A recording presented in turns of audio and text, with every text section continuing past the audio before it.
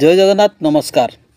आसतु नजर पकेबा मयूरभंज जिलार आज top news update कौन कौन सब रही किंतु तापूर्व आपण मानक गोटे अनुरोध वीडियोटी को संपूर्ण देखंतु आ जो मैंने प्रथम करी चैनल को आछंती सब्सक्राइब करंतु जाफल प्रत्येक नूतन वीडियो नोटिफिकेशन आपण सर्वप्रथम पाई परिबे। आज प्रथम खबर आदिवासी कुणबी समाज पक्षरु बारिपदा सहर स्वागतिका सम्मिलन कक्ष सांबादिक सम्मेलन अनुष्ठित।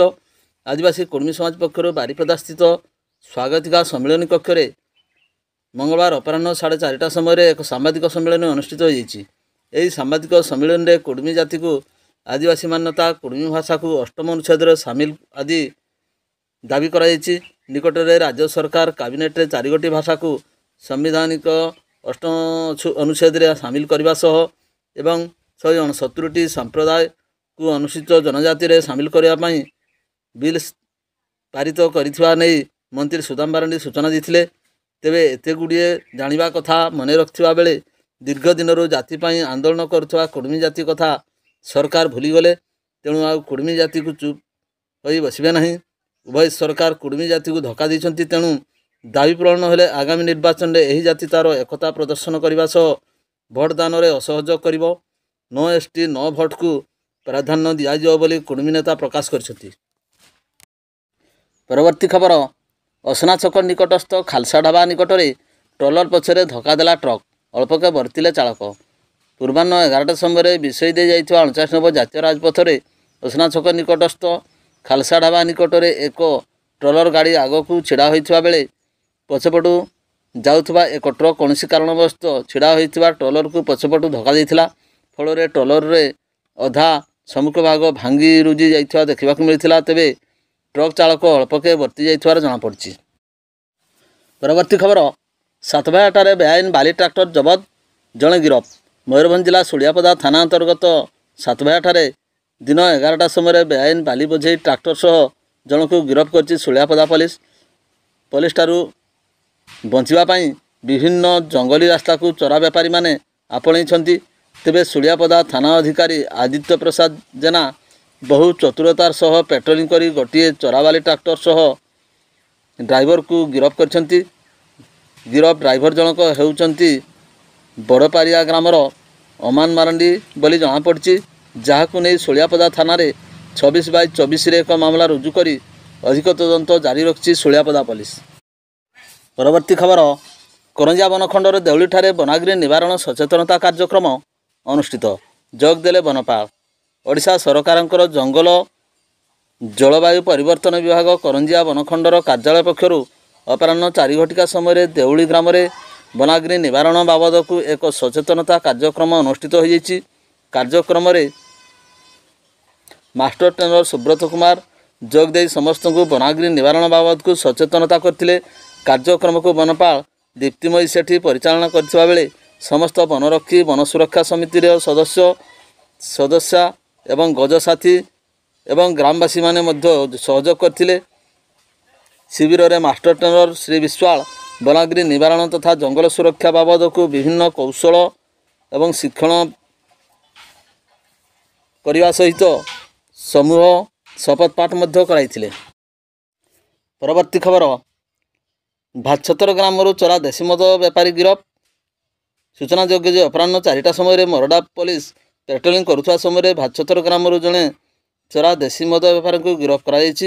गिरफ होता बेपारी भातछतर ग्रामर जगन्नाथ मुर्मू बोली जनाई। पाखरु 10 लिटर देशी मद जबत कराई जहां नहीं मरडा थाना 45/2024 एक मामला रुजु करा जनाई।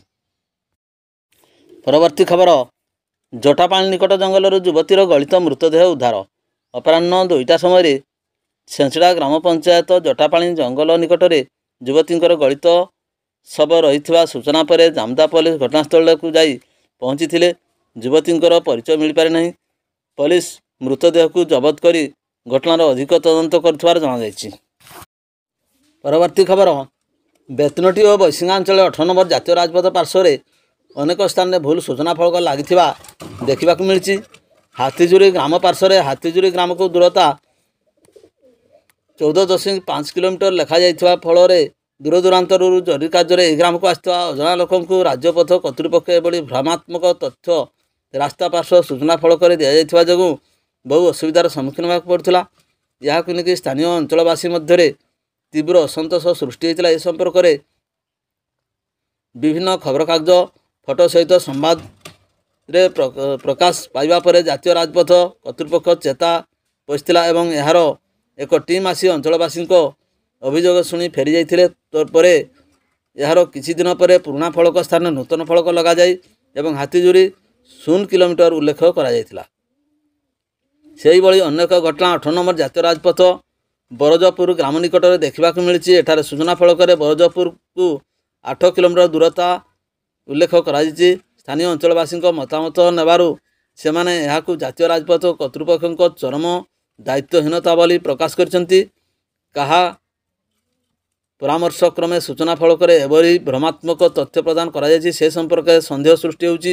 ତେବେ ଏ ବାବଦରେ ଜାତୀୟ ରାଜପଥ ପ୍ରକଳ୍ପ ନିର୍ଦ୍ଦେଶକ ଜୟପ୍ରକାଶ ବର୍ମାଙ୍କୁ ପଚାରିବାରୁ ସେ ଏଭଳି ତ୍ରୁଟି ବାବଦରେ ଅବଗତ ନଥିବା ବେଳେ ଏହା ସମ୍ପୃକ୍ତ ଠିକାଦାରଙ୍କ ତ୍ରୁଟି ଏବଂ ଖୁବ୍ ଶୀଘ୍ର ପଦକ୍ଷେପ ଗ୍ରହଣ କରାଯିବ ବୋଲି ପ୍ରକାଶ କରିଛନ୍ତି। ପରବର୍ତ୍ତୀ ଖବର, ବାରିପଦା ବ୍ଲକର ଶଙ୍ଖାଭଙ୍ଗା ଗ୍ରାମରେ 40 ବର୍ଷ ବୟସରୁ ଊର୍ଦ୍ଧ୍ୱ କ୍ରୀଡ଼ାବିତଙ୍କୁ ନେଇ ପଣ୍ଡିତ ରଘୁନାଥ ମୁର୍ମୁ ମେମୋରିଆଲ କ୍ଲବ ଆନୁକୂଲ୍ୟରେ 74ତମ ବାର୍ଷିକ ଫୁଟବଲ ପ୍ରତିଯୋଗିତା ଅନୁଷ୍ଠିତ ହୋଇଯାଇଛି। ଏଥିରେ ଅଂଶଗ୍ରହଣ କରିଥିବା 8ଟି ଦଳ ମଧ୍ୟରୁ ବାରିପଦା ଓଲ୍ଡ ଇଜ୍ ଗୋଲ୍ଡ ଦଳ ଚମ୍ପିଆନ ଏବଂ ରୟାଲ ଫଟି ଦଳ ରନର୍ସ ଅପ୍ ହୋଇ ଯଥାକ୍ରମେ 15,000 ଏବଂ 10,000 ଟଙ୍କା ପୁରସ୍କାର ରାଶି ପ୍ରଦାନ କରିଥିଲେ। କ୍ଲବର ସଭାପତି ଗୁହିରାମ ହେମ୍ବ୍ରମଙ୍କ ପୌରୋହିତ୍ୟରେ ଅନୁଷ୍ଠିତ ପୁରସ୍କାର ବିତରଣ ଉତ୍ସବରେ ମୁଖ୍ୟ ଅତିଥି ଭାବେ ମହାରାଜା ପୂର୍ଣ୍ଣଚନ୍ଦ୍ର ସହାୟତ ମହାବିଦ୍ୟାଳୟର ଇତିହାସ ବିଭାଗର ଅଧ୍ୟାପିକା ଡକ୍ଟର ରାଇମଣି ମାରାଣ୍ଡି ଯୋଗ ଦେଇଥିଲେ। କ୍ଲବର ସମ୍ପାଦକ ରମାକାନ୍ତ ସରେନ ବିବରଣୀ ଉପସ୍ଥାପନ କରିଥିଲେ। ଏଥିରେ ସମ୍ମାନିତ ଅତିଥି ଭାବେ ଅଧ୍ୟାପକ ଲକ୍ଷ୍ମଣ ବାସ୍କେ, ବରିଷ୍ଠ ଶିକ୍ଷକ ଲାଟୋ ସରେନ, ତରୁଣ ମୁର୍ମୁ, ମନୋଜ ସରେନ, କୃଷ୍ଣ ସରେନ, ବାପୁ ସରେନ ପ୍ରମୁଖ ବକ୍ତବ୍ୟ ଦେଇ ଖେଳାଳୀମାନଙ୍କୁ ଉତ୍ସାହିତ କରିଥିଲେ। ପରବର୍ତ୍ତୀ ଖବର, ଖୁଣ୍ଟା ଥାନା ଗୋପବନ୍ଧୁ ନଗର ବ୍ଲକ ପୁରୁଣା ବାରିପଦା ସ୍ଥିତ ସାଧୁଚରଣ ବେହେରାଙ୍କ ପୁତ୍ର ଲକ୍ଷ୍ମୀଧର ବେହେରାଙ୍କ ଦୋକାନରୁ ଗତ 4 ତାରିଖ ଦିନ ନିକଟସ୍ଥ ଭଙ୍ଗାଚଟୁ ଗ୍ରାମର ବୁଧୁରାମ ସିଂ, ବିଜୁ ସିଂ ଏବଂ ଅନ୍ୟମାନେ ଖାଇ ସାରିବା ପରେ ଲକ୍ଷ୍ମୀଧର ଟଙ୍କା ମାଗିବାରୁ ସେମାନଙ୍କ ମଧ୍ୟରେ ବଚସା ହୋଇଥିଲା। ସେମାନେ ଲକ୍ଷ୍ମୀଧରକୁ ଅସାମାଜିକ ଭାଷାରେ ଗାଳିଗୁଲଜ କରିବା ସହିତ ମାରପିଟ କରିଥିବା ନେଇ ଖୁଣ୍ଟା ଥାନାରେ ଅଭିଯୋଗ ହୋଇଛି। ଏହାକୁ ନେଇ ଥାନାରେ 51/2024ରେ ଏକ ମାମଲା ରୁଜୁ କରି ପୋଲିସ ଅଧିକ ତଦନ୍ତ ଜାରି ରଖିଛି। ପରବର୍ତ୍ତୀ ଖବର, ଭଞ୍ଜବୀର ସୁନାରାମ ସରଙ୍କ 6ତମ ଜୟନ୍ତୀ ପାଳିତ ଭଞ୍ଜପୁର ସ୍ଥିତ ତାଙ୍କ ସ୍ମାରକୀ ପରିସରରେ ପାଳିତ ହୋଇଯାଇଛି। ଏଥିରେ ଜିଲ୍ଲା ପରିଷଦ ଅଧ୍ୟକ୍ଷା ଭାରତୀ ହାଁସଦା ମୁଖ୍ୟ ଅତିଥି ଏବଂ ସମ୍ମାନିତ ଅତିଥି ଭାବେ ସେଙ୍ଗେଲ ସିଂ, ଚମ୍ପାଇରାମ ସରେନ, ସୁନାରାମ ସରେନ, ଟ୍ରଷ୍ଟର ଅଧ୍ୟକ୍ଷା ଫାଗୁରାମ ମାରାଣ୍ଡି, ଟ୍ରଷ୍ଟର ସଦସ୍ୟ ଚନ୍ଦ୍ରମୋହନ ମାଝୀ, ସୁନାରାମ ମାଝୀ, କାଳନ୍ଦୀ ମାଝୀ, ରାମେଶ୍ୱର ଟୁଡୁ, ଈଶ୍ୱର ଚନ୍ଦ୍ର ବାସ୍କେ, ବାସନ୍ତୀ ମୁର୍ମୁ ଏବଂ ଅଲ ଇତୁନ ଆଲସାର ଛାତ୍ରଛାତ୍ରୀମାନେ ଯୋଗ ଦେଇଥିଲେ। ବକ୍ତାମାନେ ତାଙ୍କର ଜୀବନୀ ଏବଂ କାର୍ଯ୍ୟ ପ୍ରଣାଳୀ ବିଷୟରେ ଆଲୋକପାତ କରିଥିଲେ। ଭଞ୍ଜବୀର ସୁନାରାମ ସରେନ ଜାମଦା ବ୍ଲକ ଅନ୍ତର୍ଗତ ହେଁସଡ଼ା ଗ୍ରାମରେ 1918 ମସିହାରେ ଫେବୃଆରୀ 4 ତାରିଖରେ ଜନ୍ମଗ୍ରହଣ କରିଥିଲେ।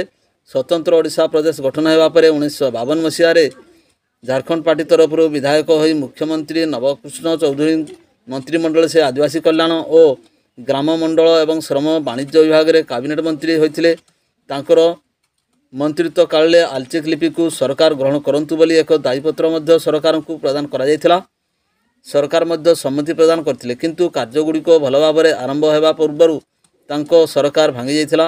ଉକ୍ତ କାର୍ଯ୍ୟକୁ ସମ୍ପୂର୍ଣ୍ଣ କରିବା ପାଇଁ ତାଙ୍କ ପରି ଜଣେ ଦୃଢ଼ମନା ନେତାଙ୍କର ଏକାନ୍ତ ଆବଶ୍ୟକତା ରହିଛି ବୋଲି ବକ୍ତାମାନେ ମତବ୍ୟକ୍ତ କରିଥିଲେ।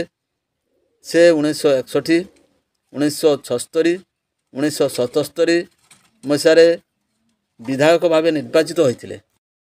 ପରବର୍ତ୍ତୀ ଖବର, ମୋରଡ଼ା ଥାନା ଅଧୀନ ଜୁଆଳିଭଙ୍ଗା ପଞ୍ଚାୟତ ମାକୁଣ୍ଡ ନିକଟ ଭୈରଙ୍ଗୀ ନଦୀର ଡୁବିକା ସାହି ନିକଟରୁ ଅପରାହ୍ନରେ ଚୋରାବାଲି ବୋଝେଇ କରି ନଦୀରୁ ଉଠୁଥିବା ବେଳେ ଭାରସାମ୍ୟ ହରାଇ ଟ୍ରାକ୍ଟର ଓଲଟି ପଡ଼ିଥିଲା।